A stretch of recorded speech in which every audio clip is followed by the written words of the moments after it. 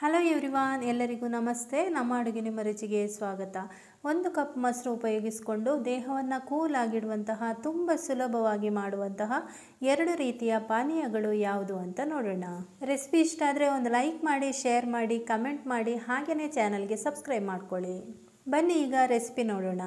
ಇದರಲ್ಲಿ ನಾನು 1 ಕಪ್ನಷ್ಟು ಗಟ್ಟಿ ಮೊಸರು ತಗೊಂಡಿದ್ದೀನಿ. ಯೋಗರ್ಟ್ ಅಂತ ಹೇಳ್ತೀವಲ್ವ, ತುಂಬ ತೆಳ್ಳಗಿರಬಾರ್ದು, ಸ್ವಲ್ಪ ಗಟ್ಟಿ ಇರಬೇಕು ಮೊಸರು. ಈಗ ಇದನ್ನು ಮಿಕ್ಸಿ ಜಾರಿಗೆ ಹಾಕ್ಕೊಳ್ತಾ ಇದ್ದೀನಿ. ಈಗ ಇದಕ್ಕೆ 3 ಟೀ ಸ್ಪೂನ್ನಷ್ಟು ಪುಡಿ ಮಾಡಿರುವಂತಹ ಸಕ್ಕರೆಯನ್ನು ಸೇರಿಸ್ಕೊಳ್ತಾ ಇದ್ದೀನಿ. ಸಕ್ಕರೆಯನ್ನು ನಿಮ್ಮ ರುಚಿಗೆ ತಕ್ಕಂತೆ ಕೂಡ ಹಾಕ್ಕೊಳ್ಬೋದು, ಸ್ವಲ್ಪ ಹೆಚ್ಚು ಕಮ್ಮಿ ಮಾಡ್ಕೋಬೋದು. ಹಾಗೆಯೇ ಪುಡಿ ಮಾಡದೇ ಇರುವಂತಹ ಸಕ್ಕರೆಯನ್ನು ಕೂಡ ಹಾಕ್ಕೋಬೋದು. ಪುಡಿ ಮಾಡಿದರೆ ಸ್ವಲ್ಪ ಗ್ರೈಂಡ್ ಮಾಡೋದಕ್ಕೆ ಬೇಗ ಆಗುತ್ತೆ. ಈಗ ಇದಕ್ಕೆ 1/4 ಟೀ ಸ್ಪೂನ್ನಷ್ಟು ಏಲಕ್ಕಿ ಪುಡಿಯನ್ನು ಸೇರಿಸ್ಕೊಳ್ತಾ ಇದ್ದೀನಿ. ನಂತರ ಒಂದು 4-5 ಐಸ್ ಕ್ಯೂಬ್ಗಳನ್ನು ಸೇರಿಸ್ಕೊಳ್ತಾ ಇದ್ದೀನಿ. ಐಸ್ ಕ್ಯೂಬ್ ಇಲ್ಲ ಅಂದರೆ ನೀವು ಕೋಲ್ಡ್ ವಾಟರನ್ನು ಕೂಡ ಹಾಕೋಬೋದು. ಈಗ ಇದನ್ನು ಒಂದು 2 ಸುತ್ತು ಮಿಕ್ಸಿಯಲ್ಲಿ ಬ್ಲೆಂಡ್ ಮಾಡ್ಕೊಳ್ಳೋಣ. ಆಹಾ, ರೆಡಿ ಆಯಿತು ನೋಡಿ, ಎಷ್ಟು ಬೇಗ ರೆಡಿ ಆಯ್ತಲ್ವಾ. ದೇಹಕ್ಕೆ ತಂಪು ಕೊಡುತ್ತೆ. ಇದನ್ನು ಕುಡಿದರೆ ಈ ಬಿಸಿಲಿನ ದಗಿಗಂತೂ ಸೂಪರಾಗಿರುತ್ತೆ. ಹಾಗೆಯೇ ತುಂಬ ರುಚಿಯಾಗಿರುತ್ತೆ ಕೂಡ. ಇದಕ್ಕೆ ಗಾರ್ನಿಷ್ಗೆ ಅಂತ ನಾನು ಸ್ವಲ್ಪ ಪಿಸ್ತಾ ಮತ್ತು ಬಾದಾಮಿಯನ್ನು ಕಟ್ ಮಾಡಿಕೊಂಡು ಹಾಕ್ತಾ ಇದ್ದೀನಿ. ಖಂಡಿತ ಇದನ್ನು ನೀವು ಕೂಡ ಟ್ರೈ ಮಾಡಿ. ಕುಡಿದರೆ ಕುಡಿತಾನೇ ಇರಬೇಕು ಅನಿಸುತ್ತೆ, ಅಷ್ಟು ರುಚಿಯಾಗಿರುತ್ತೆ, ಆರೋಗ್ಯಕ್ಕೂ ಒಳ್ಳೆಯದು. ಬನ್ನಿ ಈಗ 2ನೇ ರೆಸಿಪಿಗೆ ಹೋಗೋಣ. 2ನೇ ರೆಸಿಪಿ 1 ಕಪ್ ಮೊಸರು ತೊಗೊಂಡಿದ್ದೀನಿ. ಇದು ತುಂಬ ಗಟ್ಟಿಯಾಗಿರಬೇಕು ಅಂತೇನಿಲ್ಲ, ಸ್ವಲ್ಪ ನೀರಾದರೂ ಪರವಾಗಿಲ್ಲ. ಈಗ ಇದನ್ನು ಮಿಕ್ಸಿ ಜಾರಿಗೆ ಹಾಕ್ಕೊಳ್ತಾ ಇದ್ದೀನಿ.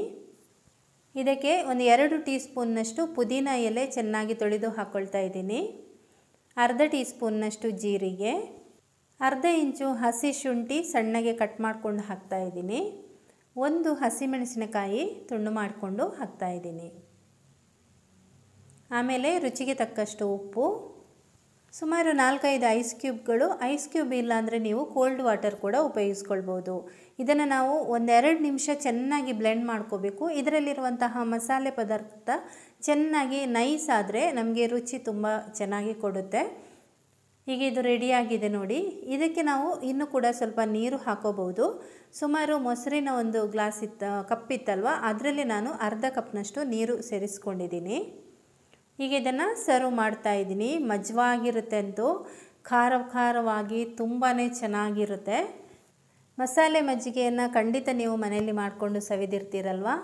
ಯಾರಿಗೆಲ್ಲ ಈ ಮಸಾಲೆ ಮಜ್ಜಿಗೆ ಇಷ್ಟ ಅನ್ನೋದನ್ನು ಕೆಳಗಡೆ ಕಮೆಂಟ್ ಮಾಡಿ, ನಾನು ಕೂಡ ಓದ್ತೀನಿ ಅದನ್ನು. ಓಕೆ, ನೋಡಿದ್ರಲ್ಲ, ಸ್ವೀಟ್ ಯಾರಿಗಿಷ್ಟ ಅಂಥವರು ಲಸ್ಸಿ ಮಾಡ್ಕೊಂಡು ಕುಡಿಬೋದು, ಖಾರ ಯಾರಿಗಿಷ್ಟ ಅಂಥವರು ಮಸಾಲೆ ಮಜ್ಜಿಗೆ ಮಾಡಿಕೊಂಡು ಕುಡಿಬೋದು. ತುಂಬಾ ಸೂಪರಾಗಿರುವಂತಹ 2 ರೆಸಿಪಿಗಳು ನಿಮ್ಮ ಜೊತೆ ಶೇರ್ ಮಾಡ್ಕೊಂಡಿದ್ದೀನಿ. ಖಂಡಿತ ಈ ರೆಸಿಪಿ ನಿಮಗೆ ಇಷ್ಟ ಆಗಿದೆ ಅಂತ ಅಂದ್ಕೊಂಡಿದ್ದೀನಿ. ಹಾಗಾದರೆ ಒಂದು ಲೈಕ್ ಮಾಡಿ, ನಿಮ್ಮ ಪರಿಚಯದವರಿಗೆ ಶೇರ್ ಮಾಡಿ, ಕಮೆಂಟ್ ಮಾಡೋದು ಮರಿಬೇಡಿ. Thank you.